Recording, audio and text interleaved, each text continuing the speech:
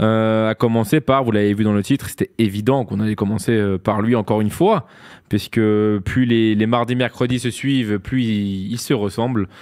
Gianluigi Donnarumma, qui a été gratifié d'une note de 8 par la rédaction de Foot Mercato. Encore une fois, une très grosse prestation du gardien italien qui semble enchaîner de très très très bons matchs depuis cette petite erreur au match aller contre Liverpool. Alexandre, Donnarumma, c'est bon. C'est le grand Donnarumma à Paris maintenant. Alors, on va y aller facilement. Je pense que le PSG avait Gianluigi Donnarumma depuis quelques saisons. Et là, ça fait 3 mois que c'est Gianluigi Buffon qui est dans les cages du Paris Saint-Germain. Je ne crois pas reconnaître Gianluigi Donnarumma. Je crois plutôt qu'on est sur un mec qui, peut-être que la boulette de Liverpool, entre guillemets, parce que pour moi, ça reste une boulette au match aller, ça a changé la donne. Ça a changé son histoire au Paris Saint-Germain parce que j'ai l'impression que depuis cette boulette, c'est devenu le gardien le plus performant de la planète foot depuis 3 mois. Je vous vois arriver, un meilleur gardien du monde. Non, je vous parle vraiment depuis 3 mois. C'est l'homme de tous les grands rendez-vous du Paris Saint-Germain en Europe cette saison en Ligue des Champions. C'est l'homme qui est en train d'offrir peut-être et de permettre aux Parisiens de rêver plus grand, de rêver de la Ligue des Champions, parce qu'à tous les matchs, il est impérial.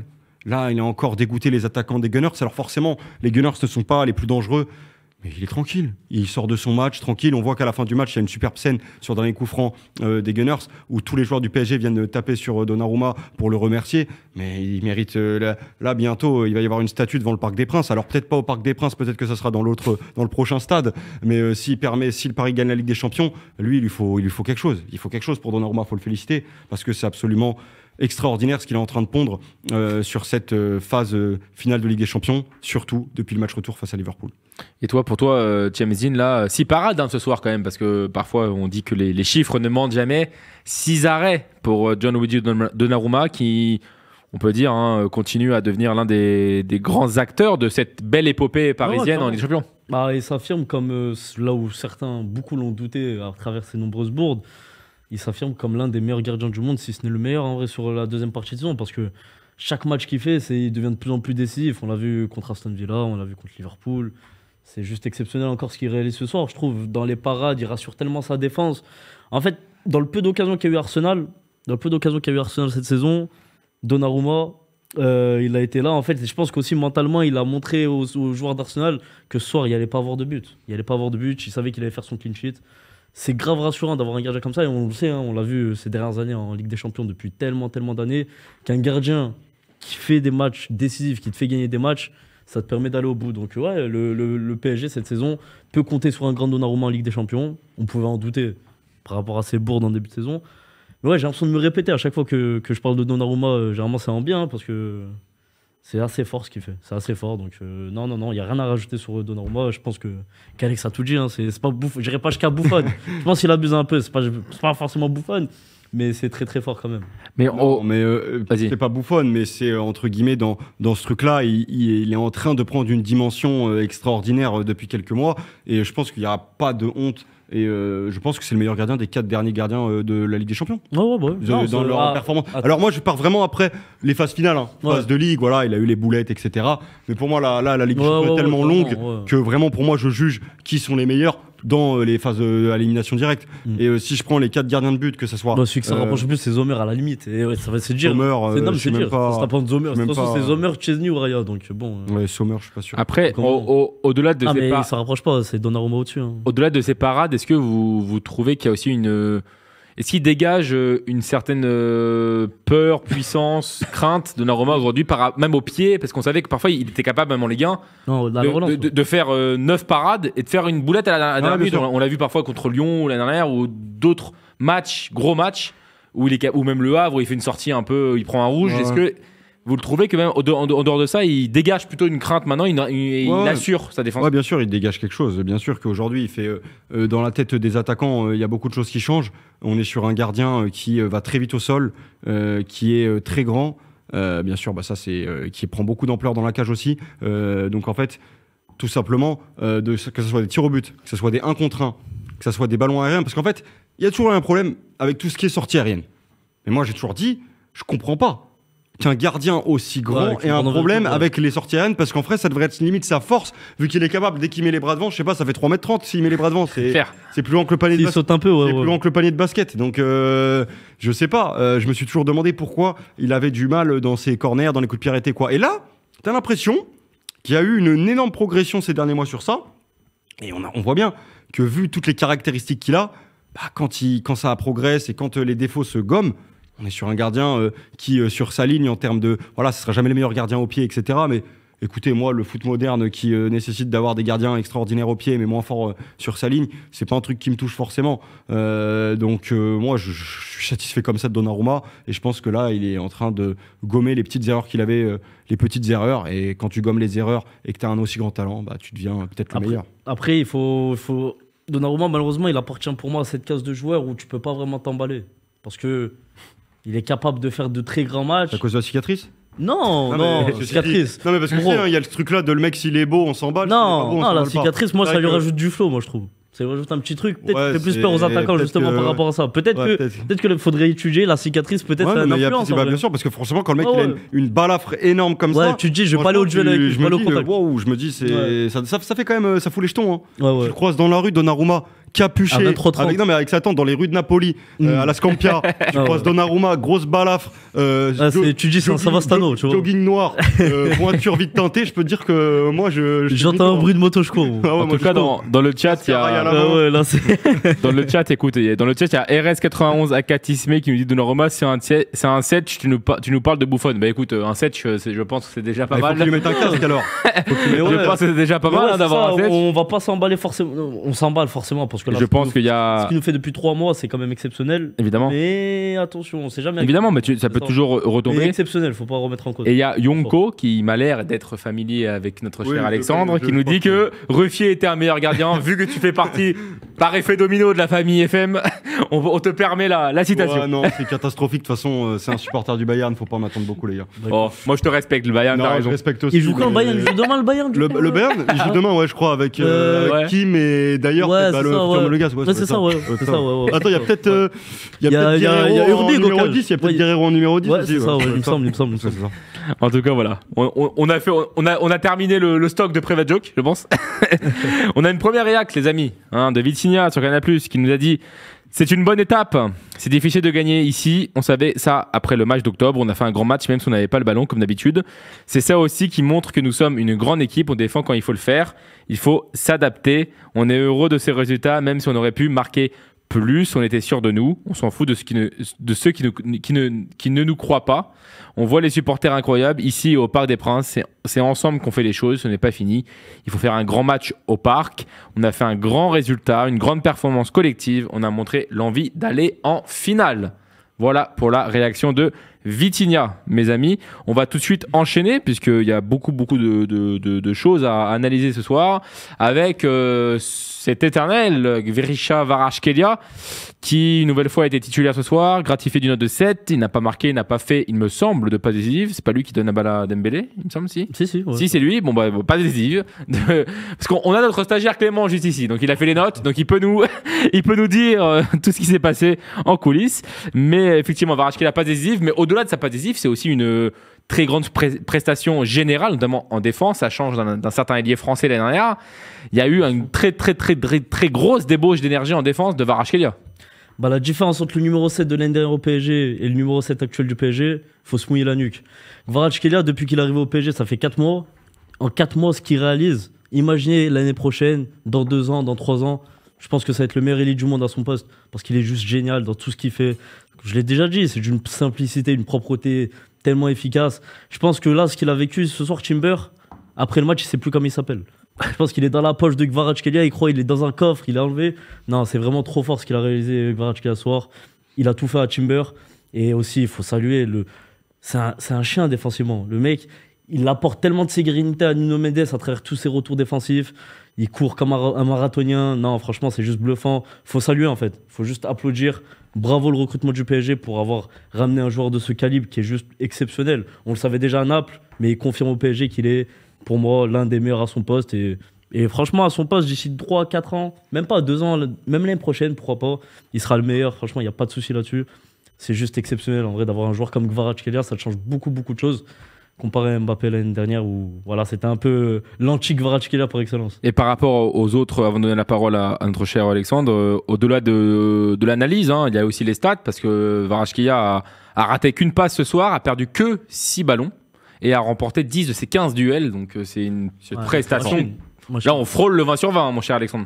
Ouais, on est sur un joueur qui est exceptionnel dans le jeu. Après, malheureusement, je suis pas sûr que ça va plaire à tout le monde, Gvara, parce que c'est un mec qui a pas forcément des stats, qui marque pas forcément énormément de buts, qui fait pas forcément énormément de passes décisives. Alors, les amoureux du foot moderne et les mecs qui ne pensent qu'aux statistiques, je pense pas qu'ils soient fans de Gvara, sauf qu'en fait, il y a un truc qui s'appelle le terrain dans le football, où il faut allumer sa télé.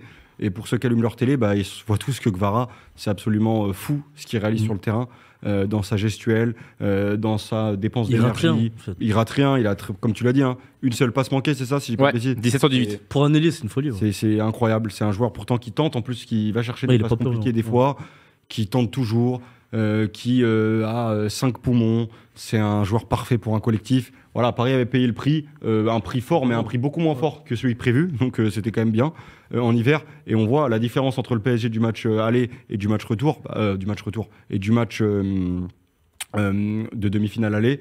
C'est aussi l'arrivée de Kvaratskhelia et on voit bien la différence. Moi, je trouve ça juste bluffant qu'un gars qui parle pas français, au bout de 3-4 mois, c'est son premier gros transfert, on va dire. Bien sûr. Batumi Naples, oui. C'est pas forcément. Ça s'est fait en catimini. Là, il arrive au PSG, attendu, gros montant de transfert. Le mec, il répond présent dès qu'on a eu besoin de lui, il répond présent directement. Certes, comme l'a dit Alex, ça se traduit pas forcément dans les stades, donc l'analyse flashcore peut nous faire croire que c'est un joueur médiocre ou moyen. Mais quand on allume la télé, on comprend tout. On comprend que pour moi, hot take, c'est le meilleur joueur du PSG. Intrinsèquement, c'est le meilleur joueur du PSG. Devant Dembélé. Ouais, devant Dembélé, ouais. Je laisserais Dembélé devant quand même. Non, Dembélé est très fort. Non, en vrai, c'est un plus d'expérience peut-être. Mais ouais, non, franchement, non. Non, franchement, c'est juste que demain, je suis directeur sportif. Je préfère avoir un Gvara qu'un Dembélé. Même si Dembélé, attention. Peut-être pour au niveau de l'âge, vu qu'il y a 50 même aussi, oui, dans tout ce qu'il apporte, dans tout ce la régularité, je trouve que c'est juste bluffant en fait, depuis 2-3 ans. Moi, je prendrais quand même largement Dembélé. Largement, je sais pas, mais donc, si Dembélé avait 34 ans, je te suivrais, mais c'est vrai qu'il il arrive à son prime. Non, mais après, c'est le PSG, voilà, c'est un débat de stupide un peu parce que le PSG a les deux. Donc, sur ce moment-là, c'est tout bénéf pour le PSG qui, voilà. C'est du bœuf de Kobe et du Gaillard, quoi. C'est ça, ouais. On se bat pour deux grands crus, je vois ce que je veux dire. Bon, en tout cas, pour répondre dans le chat, non, Kvaratskhelia n'a pas 22 ans. Je pense que beaucoup de Parisiens... 24. Je pense que beaucoup de Parisiens aimeraient bien que Kvaratskhelia n'ait que 22 ans. Il en a que 24, ce qui est déjà pas mal. Très, très jeune. Donc, il y a encore beaucoup de... Sachant nos confrères de l'équipe ont sorti les salaires. Kvaratskhelia est très, très loin du top 5 des salaires parisiens. Donc, je pense qu'il y aura des avoir une belle prolongation, je pense, cet été. Je pense qu'il va y avoir une belle prolongation, mais bon, en tout cas, pour le moment, il ne l'est pas.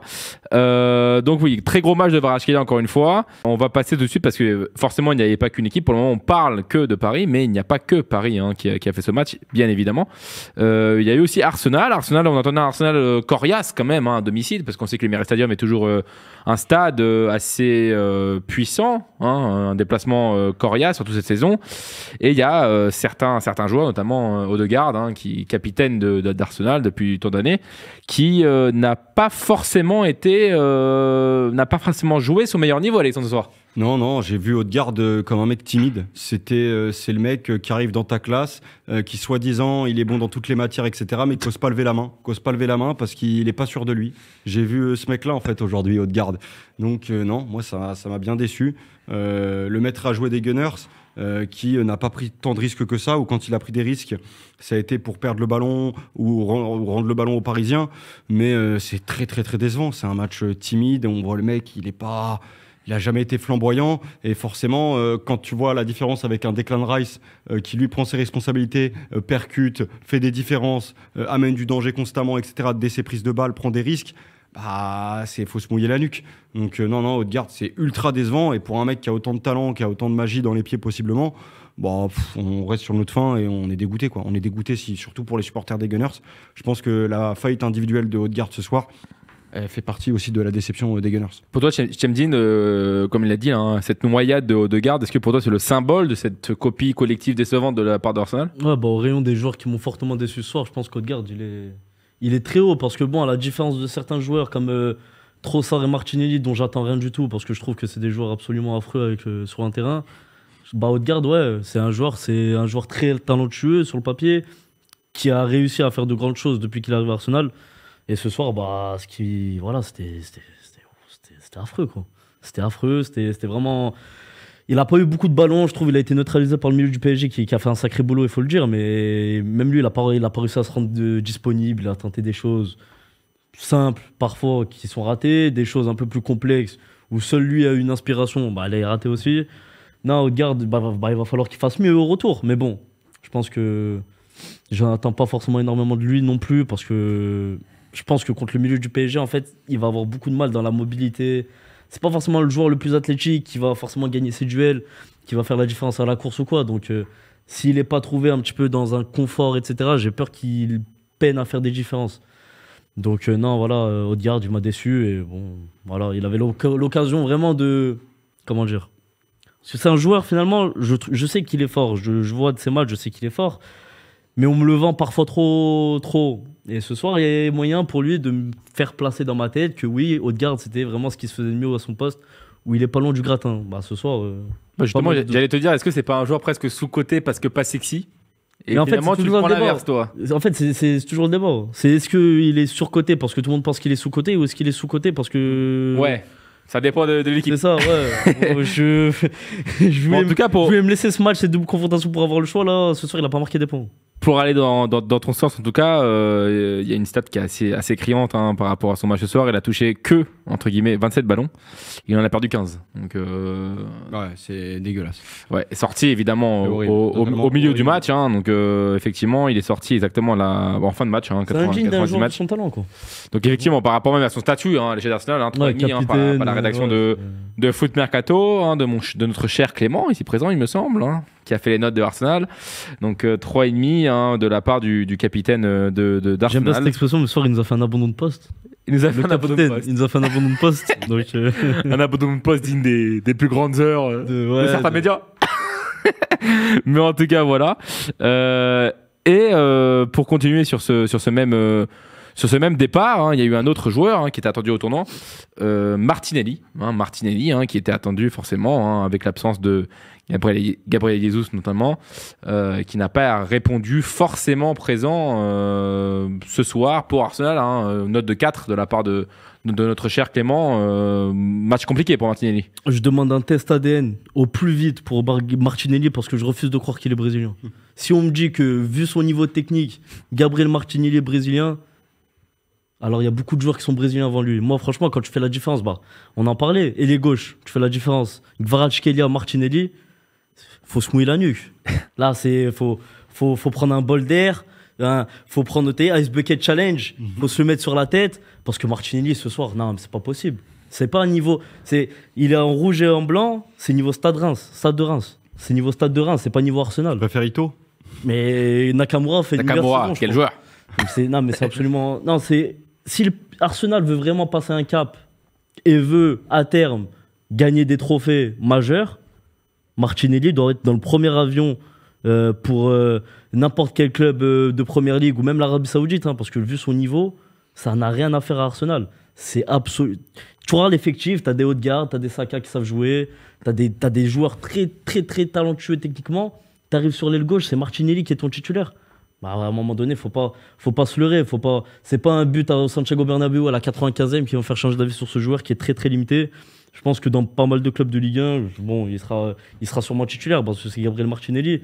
Mais franchement, le niveau affiché, c'est aberrant d'avoir un niveau. Après, il y a un certain contexte parce que quand même Gabriel Jesus n'est pas là, Kai Havertz n'est pas là. Non, mais on parle quand même d'un mec qui est en rotation d'Arsenal. Non, son papier, il était titulaire. Il a toujours été titulaire, même l'année dernière, etc. Ouais, à gauche, il n'y a personne dans tous les cas, donc il est titulaire. Après, il y a des années les années précédentes où c'était un jeune talentueux qui avait. Moi, j'ai jamais trouvé que c'était. En fait, j'ai trouvé que c'était un mec on a été trompé par l'aspect statistique d'ailleurs. Ouais, c'est ça, il marquait beaucoup. 13 buts. C'est un mec que j'ai jamais trouvé extraordinaire, je trouve très limité. Ouais, je trouve il a une belle conduite de balle. Le face-à-face qu'il fait. Oh là là. Face-à-face qu'il fait tout à l'heure. Quand il la rate, il ouvre trop son pied. Oui, face à Donnarumma, ah oui. C'est niveau Conférence League. Conférence League. Non, en vrai, Il a je joué avec suis. la Fiorentina, c'est En ça vrai, je lui en veux énormément ce soir parce que c'est lui qui m'a enlevé pas mal de mon plaisir parce qu'il a symbolisé ce manque de réalisme des Gunners, ce manque de talent offensif qui aurait pu nous apporter énormément plus de piquant à ce match. Et voilà, bon. Ouais, non, mais c'est sûr que c'est. En vrai, ouais, rien que de parler de Martinelli, ça me dégoûte. Mais un c'est peu. un joueur de. C'est un joueur. Ouais, c'est Martinelli, quoi. C'est un mec. Si tu me dis que dans 3 ans, il est à West Ham. Ipswich. Non, mais non. Non, mais. Non, mais là, non, mais là, on parle pas. En vrai. Non, mais Ipswich quand même. On Ah, parle pas de quand Tierney quand même. Mais t'as vu le match de ça? Oui, non, mais c'est pas Ipswich. C'est un mec que tu le mets à l'OM, c'est un bon joueur. Est-ce qu'il se trouve même? Est-ce qu'il est Non, devant non. Rove sur le banc? Est-ce qu'il est devant Rove? Très largement. Largement. Non, mais on je trale un peu sur celle-là, mais Bien sûr, mais franchement, on a vu des joueurs de moyens de première ligue cartonner dans d'autres championnats. Prends un Pulisic qui est Non, devenu après, une c'est star pas- à l'AC Milan. Est-ce que Après, Martinelli c'est pas un- est ridicule à Oui, l'AC Milan non, demain? pas du tout. Il Non, serait très mais bon. Pulisic, il serait très bon. franchement, il m'a montré plus de choses en Ligue des Champions, en Première Ligue et tout. Hein. À Chelsea, C'était pas si mauvais. C'était border quand même. Même à Pulisic. Dortmund, c'était pas si mauvais. Là, Martinelli, à chaque fois que j'allume ma télé, les joueurs d'Arsenal, Martinelli, je me dis, mais Ouais, moi je me suis toujours dit, si c'est. ouais, qu'est-ce qu'il fait là en fait? Après, il met un but contre le Real au match retour. Ouais, mais c'est 95ème, c'est un. Oui, voilà. Mais en fait, par contre, il est très bon comme ça quand il y a de l'espace, qu'il est tout seul, qui court vite, il a une conduite de balle, ça passe. Il a une frappe de balle assez puissante ou quoi. Mais dès que t'es dans des espaces fermés, etc., qu'il suffit de faire la différence, de jouer en combinaison, d'inventer quelque chose, c'est plutôt limité. Et on voit bien la différence. T'as Gvara sur un côté, t'as Martinelli, wow. On va enchaîner, mes amis. On va fermer. Avant de passer sur le dernier joueur parisien qu'on a voulu isoler, on va fermer la page individuelle Arsenal avec juste quelques joueurs un petit peu comme ça rapidement. Saka quand même qui est depuis tant d'années le leader quasiment attitré d'Arsenal. Ouais. Parfois il y a des matchs comme ça, on l'attend, comme tu l'as dit, dans certains joueurs on les attend dans les gros matchs.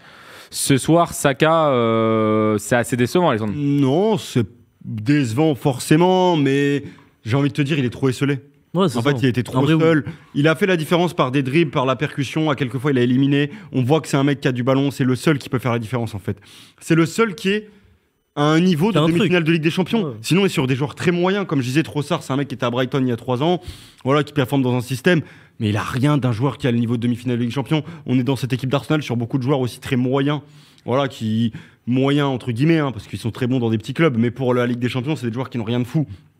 Et quand tu vois Trossard et Martinelli, tu te dis pas que c'est la folie. Donc forcément, Saka à côté, je vais pas le plomber parce que c'est un joueur qui fait la différence, on voit que c'est quand même un top joueur sur des prises de balles. Après voilà, il fait pas le plus grand match, très bien défendu par des Parisiens, ils ont très bien défendu sur lui. Il a été dangereux quelques fois.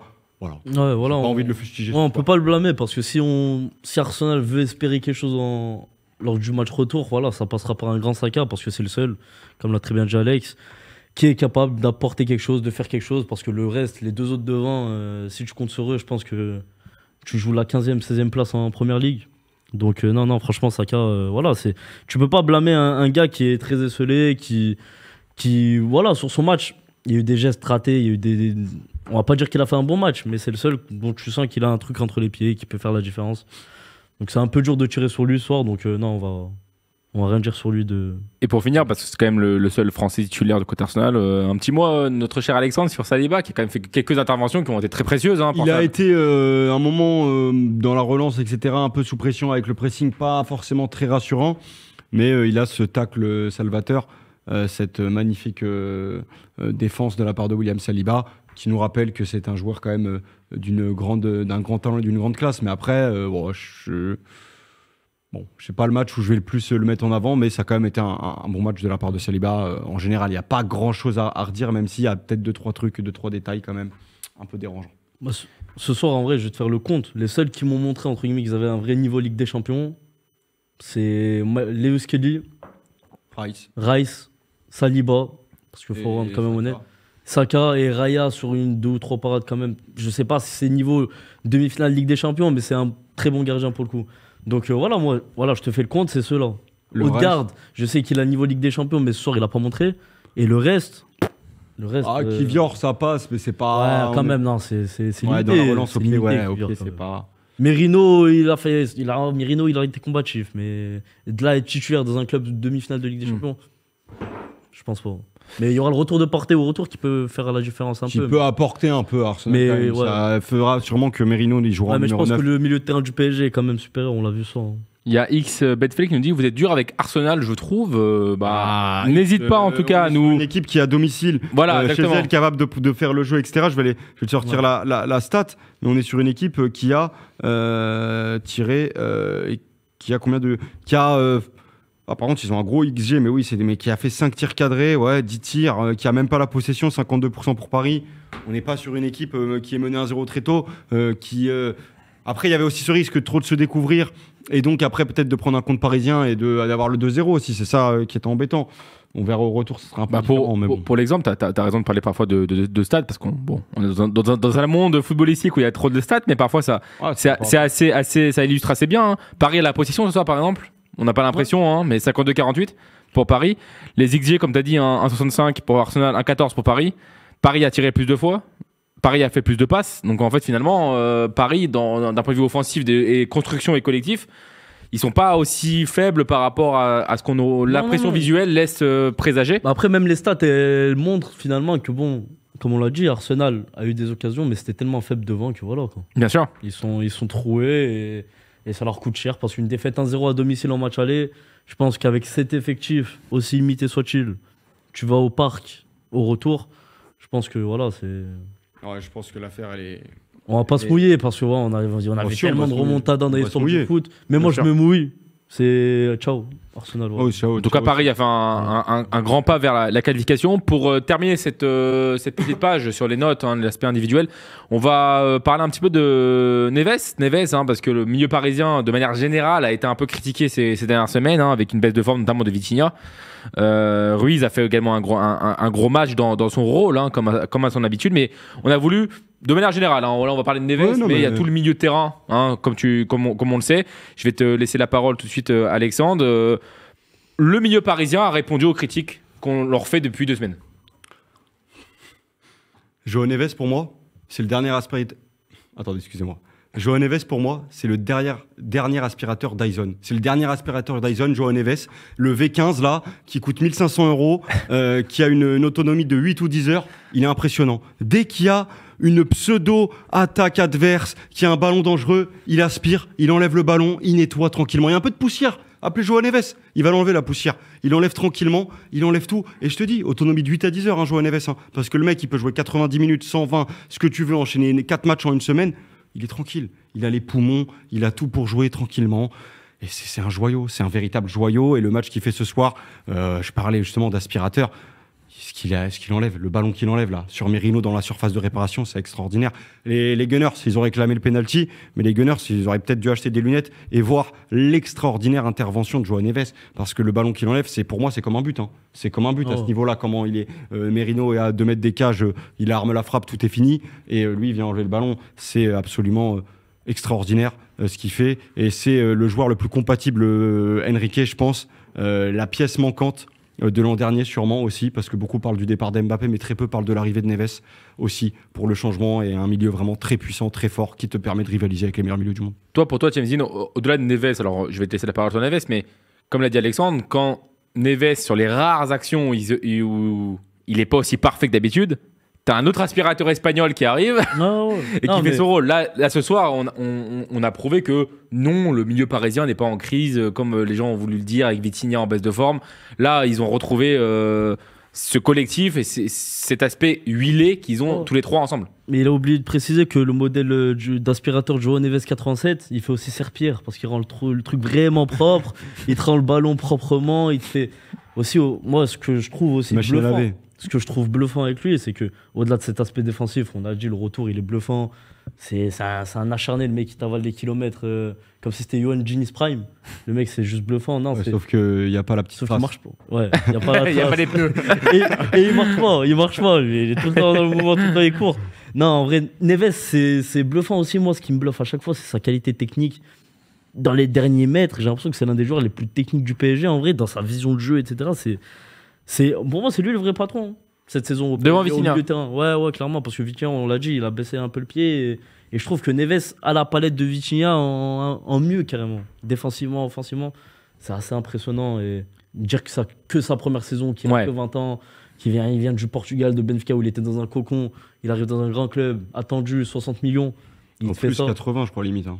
Ouais, il me semble que c'était 60, mais peut-être qu'il y a des bonus. Mais En tout cas, notre cher Neves c'est a. incroyable. Non, c'est incroyable. En vrai, Notre- d'avoir un joueur comme Neves, c'est fantastique. En tout cas, notre cher Neves, il a parlé après la rencontre. Hein, notre cher Marwan va nous mettre la déclat derrière moi.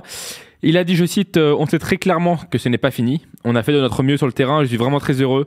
Ce n'est pas encore la fête dans le vestiaire car il reste un match. Je ne pense pas qu'il y avait des doutes. Mentalement, on sait qu'on est une très bonne équipe. On sait que si on est concentré sur nous, ce sera la meilleure façon d'atteindre nos objectifs. Excusez-moi. Cette équipe est prête à tout. On peut défendre, attaquer avec tous les joueurs qu'on a. C'est bien d'être dans cette situation car ça nous montre qu'à chaque match, on peut souffrir et faire quelque chose. Donc voilà, très grosse confiance de la part de Neves, à l'image de tous les Parisiens. Beaucoup sont passés au micro. On vous laisse quelques déclarations pour un peu plus tard dans l'émission. Mais en tout cas, voilà, gros match de Neves, 6,5 de la part de la rédaction de Foot Mercato. Donc voilà,